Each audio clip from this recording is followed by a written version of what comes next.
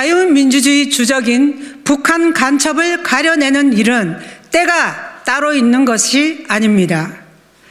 국가정보원과 경찰이 국가보안법 위반 혐의를 받는 민주노총 관계자와 사무실에 대한 압수수색에서 한미일 군사동맹 해체와 주한미군 철수투쟁 등 반미 시위를 선동하는 내용의 북한 지령문을 여러 건 확보했다고 합니다. 북한은 지난해 10월 이태원 헬로윈 참사 당시 시민단체들과 연대해 윤석열 정권 퇴진과 탄핵 분위기를 조성하는 반정부 시위 구호를 직접 적어 국가보안법 위반 혐의자들에게 하달했다고 합니다. 지난해 화물연대 불법 운송 거부 사태 당시에는 모든 통일 예국 세력이 연대해 대중적 분노를 유발시키라는 지령문을 하달한 적도 있다고 합니다. 이러한 북한 지령이 국내 일부 시민단체의 실제 투쟁 구호와 현수막 문구에 사용됐다고 합니다. 국정원과 경찰은 이번 압수수색을 통해 민노총 간부들이 작성한 대북 충성 맹세문도 여러 건 확보했다고 합니다. 민주노총이 노동자를 대변하는 것이 아니라 북한을 대변하고 대한민국 체제 전복을 위한 정치 투쟁만 일삼았다는 국민적 의심은 정당한 것으로 드러나고 있습니다.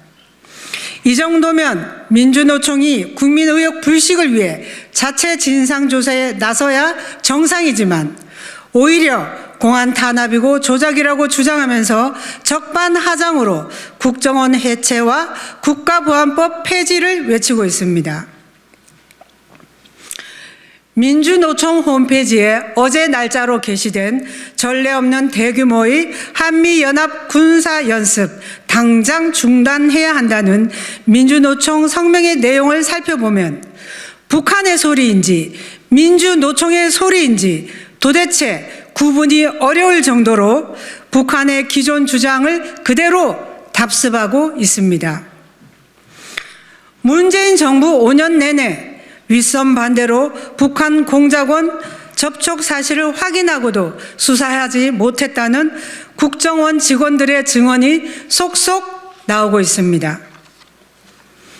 문재인 정부는 국정원 대공수사권 이관을 강행하며 간첩을 잡지 않고 대한민국을 간첩이 활개치는 나라로 만들었습니다. 문재인 정부와 당시 집권 여당 민주당은 북한 김정은 눈치를 살피고 민주노총을 상전으로 모셨다는 사실은 주지의 사실입니다. 민주당은 정부가 북한 간첩을 잡는 일에 대해 민주노총 편을 들며 대공수사권 이관을 되돌리려는 간첩몰이 공안 탄압이라고 비난하고 있습니다. 민주당이 자유민주주의 국가의 공당이라면 민주당이 자유민주주의 국가의 공당이라는 사실을 망각한 행태입니다. 자유민주주의 주적인 북한 간첩을 가려내는 일은 때가 따로 있는 것이 아닙니다.